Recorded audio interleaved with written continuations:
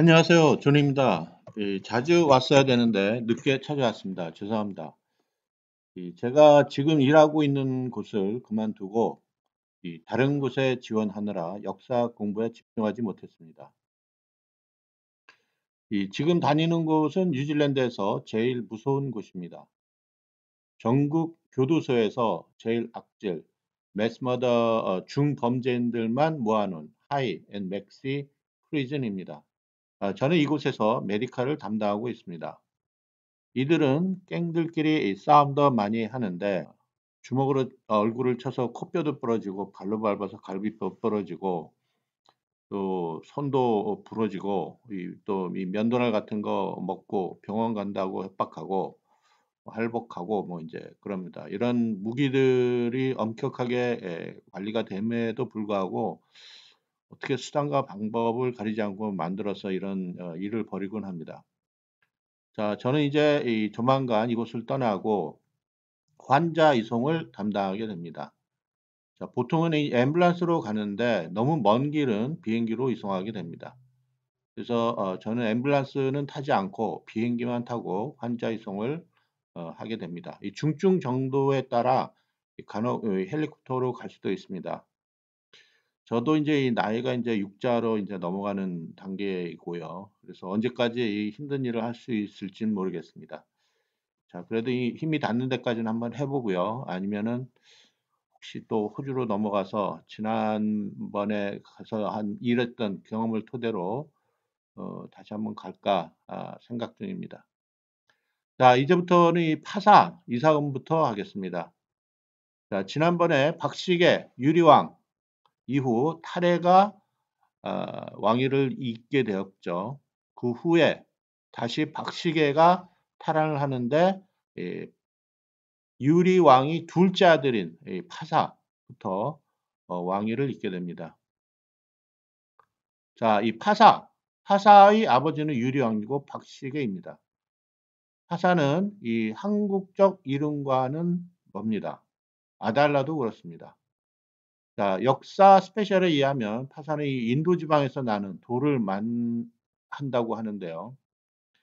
자, 결혼할 때 이 연지곤지 애푼을 바르는데 그때 바르는 가루 이것을 만드는 것을 파사라고 합니다. 지난번에 이 타밀계 인도애랑 만나서 얘기를 하는데 이 그 가루 부시는 거를 파사라고 또 하더라고요. 자, 이 파사 이름을 보면 이 한자로 할머니, 숨출사 또는 세상사로 쓰이는데요. 자, 여자들이 이 자유를 찾아 바다를 타고 멀리 떠나는 그런 의미가 담겨져 있습니다. 그래서 이제 바라문행 또는 사바세계 뭐 이런 얘기를 하고 있죠. 그래서 사바는 이 감옥 등 구속된 생활을 하고 있는 곳에서 그 바깥의 이 자유로운 세계를 말합니다. 자, 80년 9월 파사 이사금이 이 왕이 되었다. 유리 왕이 둘째 아들이다. 혹은 유리의 아우인 나로의 아들이라고 한다. 그래서 왕비는 김씨 사성 부인으로 허루 갈문왕의 딸이다. 자, 이 부분이 저는 좀 의아스럽게 생각이 됩니다. 왜냐하면 자, 왕비의 성은 김씨인데 왕비의 아버지는 허씨입니다. 아버지가 허씨면 딸 이름이 허씨여야 되지 않을까요? 자, 근데 이 딸을 이름이 김씨라고 합니다. 무슨 의미일까요? 이 파사 이사금은 박씨계의 가문이지만 이름은 인도계입니다. 허씨라고 하면 인도 중북부에서 온 것이 아닌가 생각이 들고요. 그들이 이제 사천 지방을 거쳐서 양쯔강을 따라 우한 지방으로 내려오고 거기서 이 산동 지역으로 올라가게 됐죠. 자, 그런데 또 이 어머니는 김씨입니다. 이 김씨는 이제 흉노계로 볼 수가 있고요. 그래서 아버지는 이 인도계 출신 허씨가 되고요. 그래서 이 중국 사천에서 온 그 허씨와의 사이에 낳은 딸이 김씨성이 됩니다. 그래서 아마도 5개 사회이지 않나 생각이 들고요. 이 허루와 관련된 부분은 지마 이사금 때 다시 자세하게 설명드리겠습니다.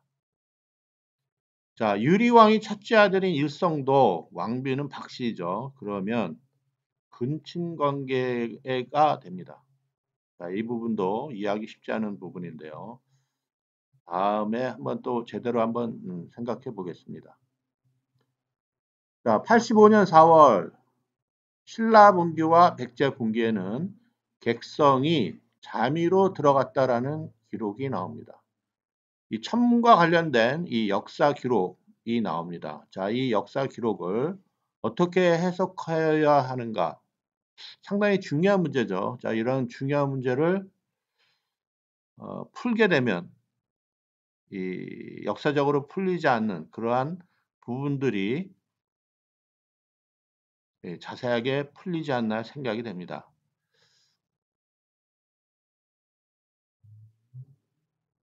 자, 그래서 이 기록을 보면 은유적인 기사로 쓰여서 정확하게 판단하기 힘들지만 이 객성은 외부에서 온 세력, 집단 세력으로 볼 수 있고요. 자민은 그 왕이 위치한 자리로 보여집니다.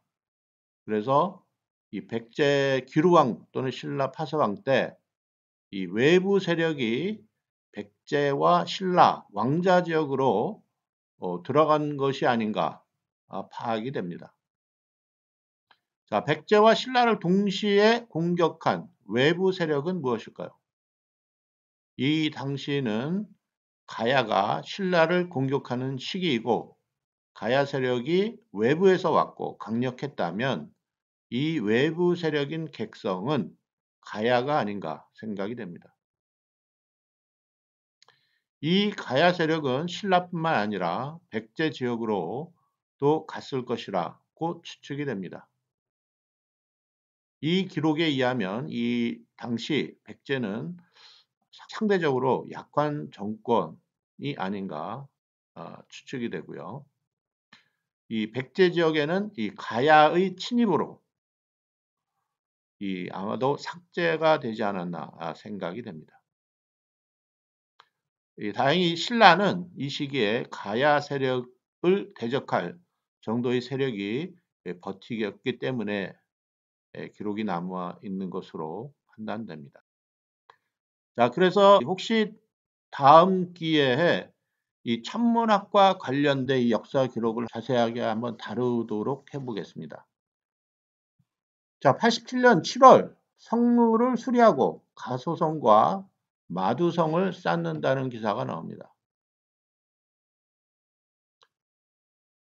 자, 가야는 남쪽으로부터 신라를 공격합니다. 가야는 탈해 시절에는 황산진까지 접근했다라는 기록이 나오고요. 하사 시절에는 마두성 지역으로 올라갑니다. 자, 가야계는 북상 중이지 않나 이 생각이 들고요. 신라의 탈해 지역을 지나 박시계 지역으로 올라간 것이 아닌가 생각이 됩니다. 그리고 이 탈해 세력은 가야 세력에 당하지 않나 그런 생각이 듭니다. 자, 황산하면 이 삼국사계에는 이 황산진, 황산하, 황산벌 이런 이름이 사용이 됩니다. 그래서 이 황산하면 황산벌이 생각이 나는데 이 황산벌은 화랑관창과 개북장군이 싸운 지역이죠. 이 백제와 신라가 황산벌에서 싸우는데 이 지역은 학계에서는 논산이라고 말합니다. 그리고 이 탈해왕 시절에 나오는 황산은 가야가 이 남쪽에서 올라오면서 공격한 지역이기 때문에 논산이라고 하면은 역사적으로 설명이 되지 않기 때문에 다른 지역으로 설명을 합니다. 왜? 이때는 가야가 신라 남쪽에서 공격하죠. 그래서 신라 아래에 존재해야 합니다.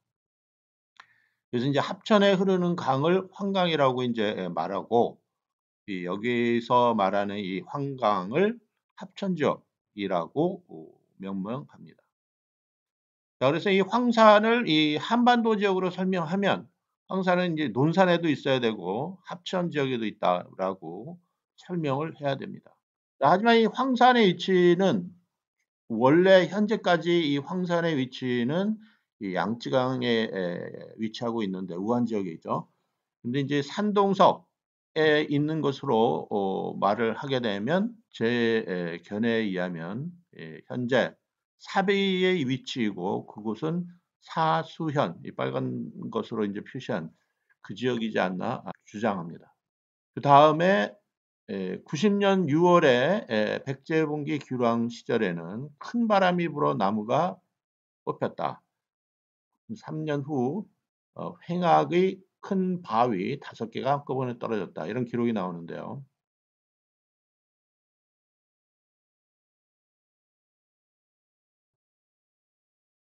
백제도 이 마찬가지로 이 가야의 갑작스러운 공격으로 큰 세력이 쓰러지게 됩니다. 그리고 이제 가야의 계속된 공격으로 동부 북부에 위치한 이 좌보, 우보의 이 중요한 장군들이 지기가 아마도 박탈된 것이 아닌가 생각이 됩니다. 자, 90년도에는 신라분기에 의하면 사자 10명을 나누어 파견하여 주주와 군주를 감찰하게 했다. 자, 93년 1월에는 자, 율량을 이찬으로 삼고 계기를 파진찬으로 삼았다. 신라 탈해왕 시대의 정치 구조를 사용하게 되는 거죠. 자, 신라는 가야 공격에 대처를 하기 위해서 주와 군 체제를 통해서 정치 구조를 만들고 그다음에 그 당시 정치 구조는 이찬이나 파진찬으로 봤을 경우 탈핵의 세력이 그 탈핵 시대 때 만들어 놓은 이 정치 체제가 사용되는 것으로 생각이 됩니다. 자, 그런데 이 박식의 이 파사는 왕비가 김씨, 왕비의 아버지가 허씨였죠. 김씨 어머니께 허씨 아버지께 이러한 세력들에게 주와 군체제를 통해서 세력을 만든 것이 아닌가 생각이 됩니다. 자, 박씨계는 이 탈핵을 역시 받아들이고 이 그의 정치 체제를 적용하게 됩니다. 자, 94년 2월 이 가야의 적이 마두성을 포위하였다. 아찬 기론을 보내 기병 1000명을 이끌고 공격하게 하여 물리쳤다.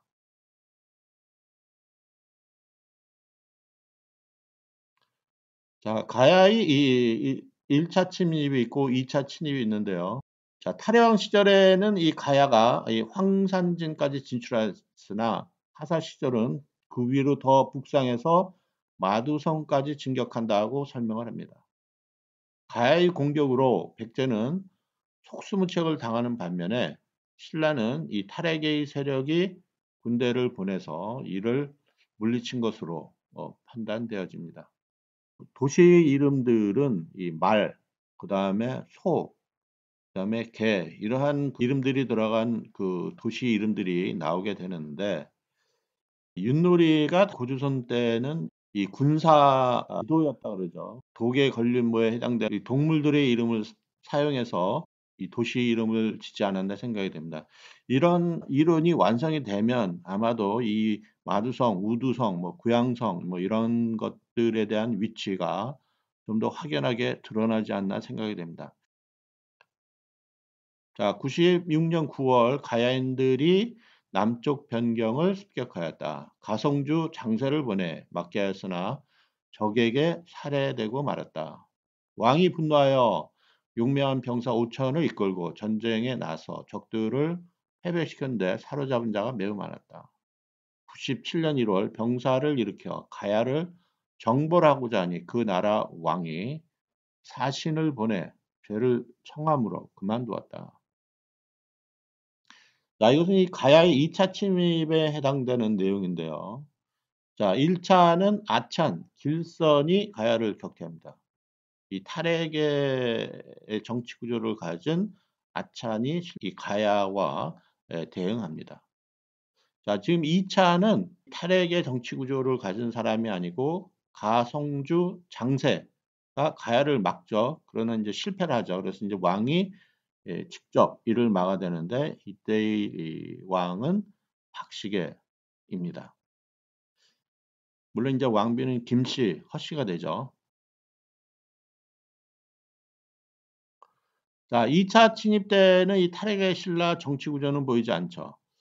왜 그럴까요? 어떤 역사적인 사건이 그 사이에 일어난 걸까요? 자, 이 가야의 1차 진입, 가야의 2차 진입 때의 상황을 보면 뭔가 이 차이점이 있습니다. 자, 가야의 1차 침입과 2차 침입 사이에 어떤 역사적 사건이 있었냐면 알천에서 열병을 하게 되고 그 다음에 이제 금성 남쪽의 나무가 바람에 뽑힌다. 이런 기사가 나오죠. 그러면서 또 가야가 신라를 공격하게 됩니다. 자, 94년 8월 알천에서 군사들을 사열하였다라는 기사가 나옵니다. 자, 알천에서 열병을 하게 된 이유는 무엇일까요? 자, 열병을 한 주체는 누구일까요? 자, 열병은 보통 북방계의 군사문화이죠. 가야 1차 싸움에서 이겼음에도 불구하고 신라는 왜 열병을 통해서 세력을 또 모집할까요? 열병은 누구를 대상으로 했을까요? 저희 생각으로는 가야의 1차 공격을 이긴 신라의 탈핵의 세력을 견제하기 위해서 아마도 이 박식의 왕이 왕비계인 김씨, 그 다음에 김씨의 갈문왕 허씨 세력을 모아서 이 탈의 세력을 견제한 건 아닌지 생각이 듭니다. 자, 그 이유는 이 다음 기사에서 풀이가 되는 듯합니다. 96년 7월 갑작스럽게 심한 바람이 남쪽으로부터 불어와 금성 남쪽에 있는 큰 나무를 뽑아버렸다.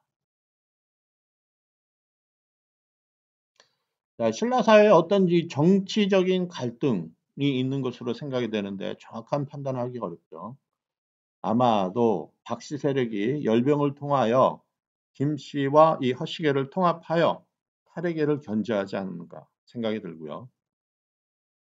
이 남쪽 지역에 이제 위치한 이 탈핵계 세력이 금성에 위치한 이 박씨계 세력을 공격하지 않았나 생각이 듭니다. 이 탈핵계 세력이 금성 남쪽까지 올라가 파사 세력에게 압박을 준 것이 아닌가 생각이 드는데요. 하지만 이 박씨계 신라는 탈핵의 신라를 제압한 것으로 생각이 듭니다. 이 박씨 측에도 이 유리왕계가 있고요. 그다음에 박씨의 아들 일성계가 있고요. 그다음에 파사계가 있는데 이 파사계는 김씨, 허씨들과 관련이 되어 있습니다. 그리고 이 남쪽에는 이 탈핵계가 있다고 저는 생각합니다. 자, 97년 4월 백제분기 기루왕에는 두 마리 용이 한강에 나타났다라고 합니다. 자, 삼국사기에 의하면 한 수로도 나타나고 한강으로도 이렇게 표시가 되어 있죠. 자, 그런데 이 아마도 하나의 용은 가야의 왕이지 않을까 생각이 들고 또 하나의 용은 신라의 탈핵계를 대표하는 세력이 용으로 표시된 것이 아닌가 생각이 됩니다. 왜냐하면 이 박씨계가 있을 당시 탈핵계의 아들들이 있었는데 아마도 그들이 이 타사계와 갈등을 일으켜서 이쪽 이 한강에서 이 백제분기의 이 가야와 또 다른 하나의 그 왕이 용으로 표현돼서 나온 것이 아닌가 생각이 됩니다. 자, 탈해에는 아들들이 있는데 그 중에 하나가 용으로 표시되어 기록된 것으로 저는 생각합니다. 박식의 신라에게 진 탈핵에는 백제 지역에 있던 가야 세력과 만난 것이 아닌가 생각이 듭니다. 이 당시 신라는 가야를 잘 막아내나 백제는 가야계 세력의 진입으로 상당히 어려운 상태인 것으로 판단이 됩니다.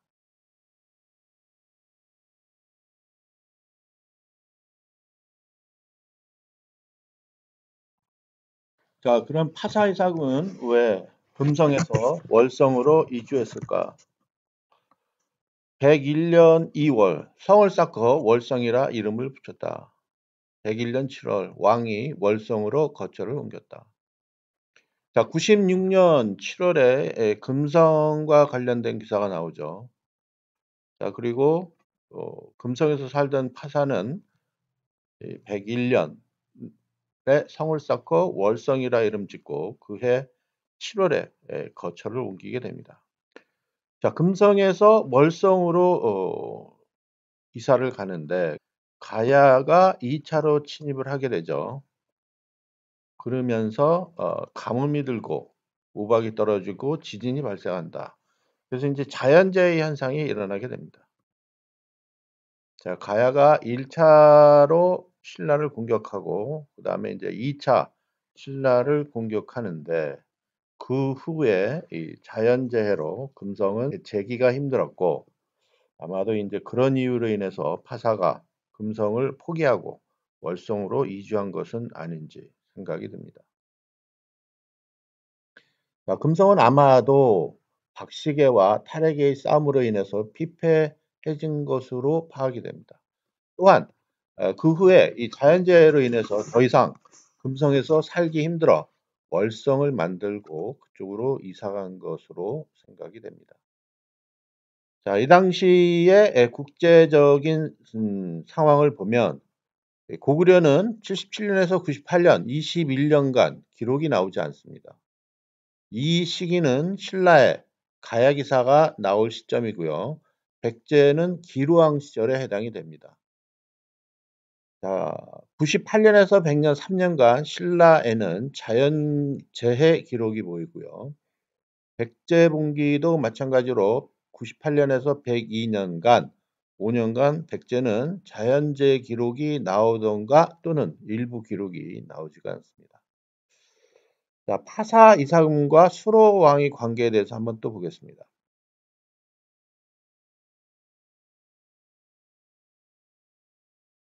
자, 금관국의 수로왕이라는 기사가 나옵니다.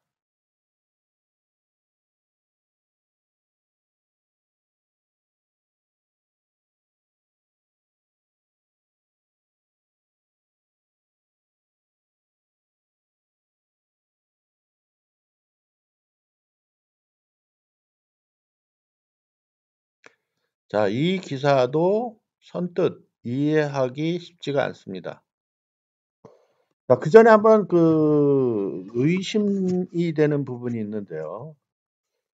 자, 우리가 김씨 하게 되면 이 쇠금이라고 부르게 됩니다. 근데 이상하죠? 저 개인적으로 봤을 때 쇠는 아이언이고요.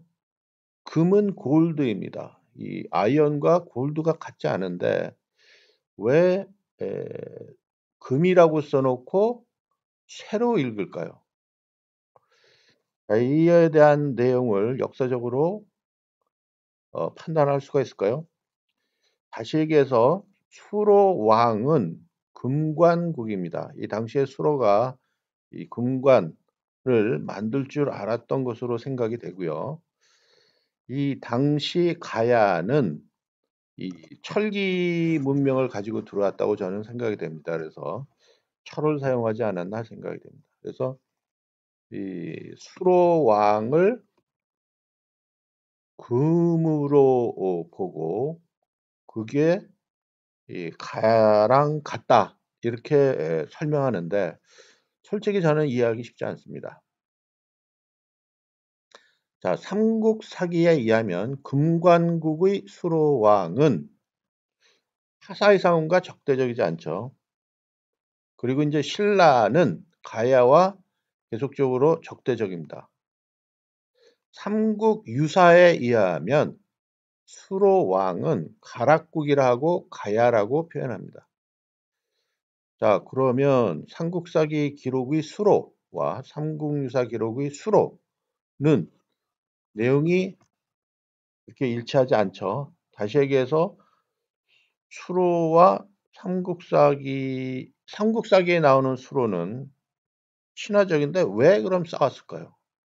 삼국유사는 왜 수로를 가야라고 표현했을까요? 이해하기 쉽지 않은 그런 내용입니다. 자, 당시 이게 백제의 상황을 보면 백제 본기 기루왕 103년에 한산에서 사냥하다가 신비로운 사슴을 잡았다. 이런 기록이 나오죠. 자, 백제는 85년 4월 객성이 잠이로 들어간 이후 90년 6월 큰 바람이 불어 나무가 뽑히고 그 다음에 8월 93년 8월 횡악의 큰 바위 5개가 한꺼번에 떨어지고 97년 4월 2마리 용이 한강에 나타나고 그 후에 103년에 한산에서 사냥하다가 신비로운 사슴을 잡았다라는 기록이 나옵니다. 자, 다시 말해서 이 백제봉기에 의하면 온주왕 때는 상당히 많이 여러 국가 싸웠죠. 그런데 이 기루왕 때에 대해서는 기록들도 많이 없고, 그다음에 이상한 이해하기 쉽지 않은 그러한 기록들이 많이 나옵니다. 그리고 상당 부분들이 거의 삭제가 되어 있는 듯한 그런 내용의 기사가 나옵니다. 자, 객성이 잠이로 들어갔다라는 것은 먼저 번에 설명했다시피 가야가 아마도 이 백제 신라와 마찬가지로 백제를 공격하고 그 이후에 그 가야의 세력이 이 백제의 이 정치 체계를 아주 혼란에 빠뜨린 것으로 파악이 됩니다.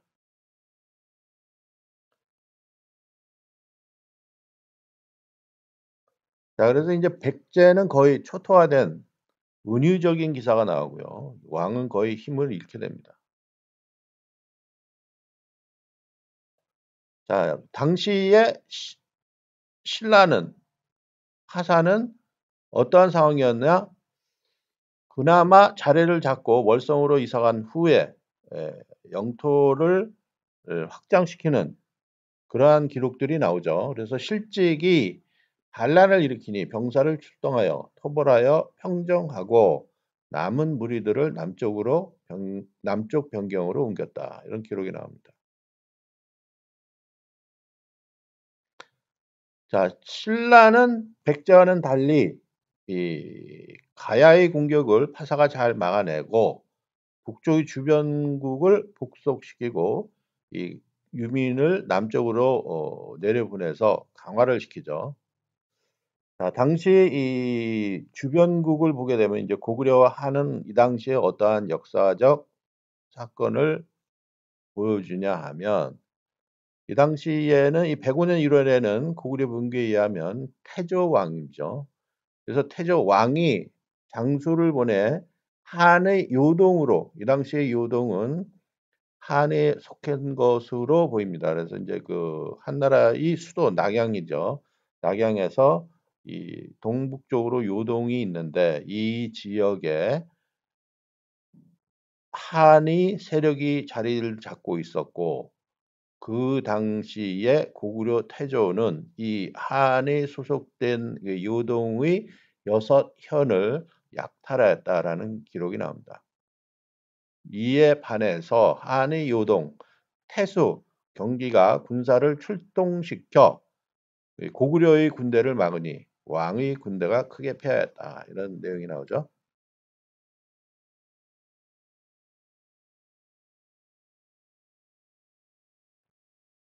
자, 고구려는 한에 소속된 요동을 먼저 공격하고 한의 요동 태수 경기는 고구려의 공격을 잘 막아냅니다.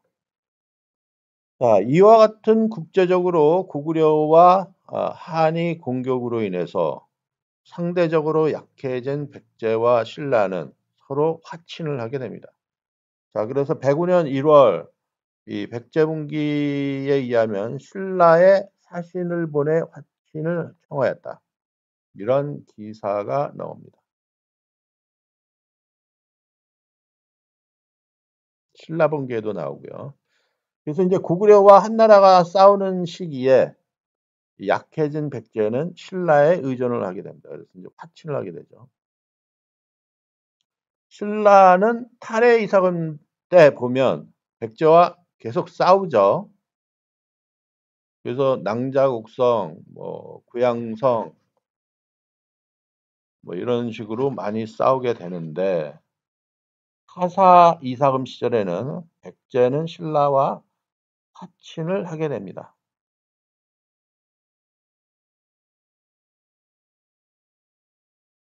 자, 105년 9월 한일 요동체스 경기가 맥인을 격파했다 그러죠.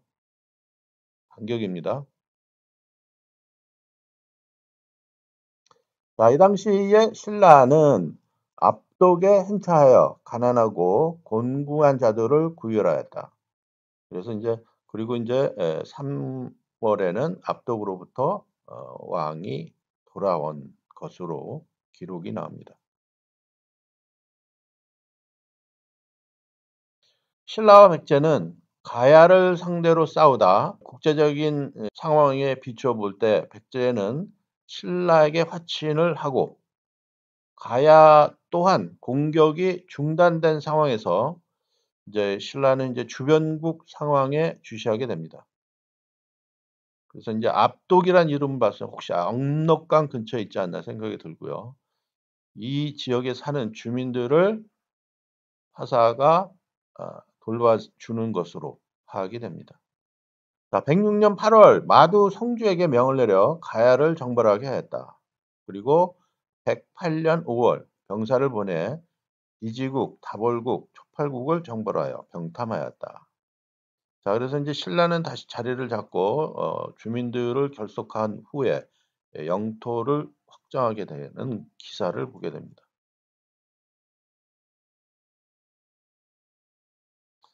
자, 주변국을 잘 어우른 신라는 이제 가야와의 싸움에 집중하죠. 그래서 이제 마두성까지 올랐던 가야를 정벌하려고 마두 성주에게 명령을 합니다. 그리고 이제 주변국을 정벌하기 시작합니다.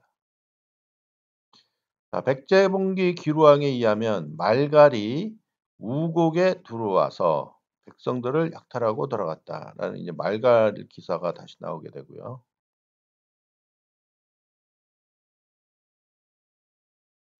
힘이 약해진 백제는 신라의 화친을 원하는 시기에 말갈로부터 공격을 당합니다. 자, 109년 1월 고구려 본기 태조왕 때 사신을 보내 한해 가서 안제가 머리에 관을 쓰는 것을 축하하였다. 111년 1월 사신을 보내 한해 가서 토산물을 바치고 현도군에 속하기를 요청하였다. 중국 사서에 나온 기사를 삼국사기에 베껴 쓰게 된 거죠. 자, 신라분기 파사왕 마지막 성문이 저절로 열리고 왕이 돌아가시니 사릉원 내에서 장사를 지냈다. 그래서 이제 사릉에 관련된 이 기사가 나오는데요.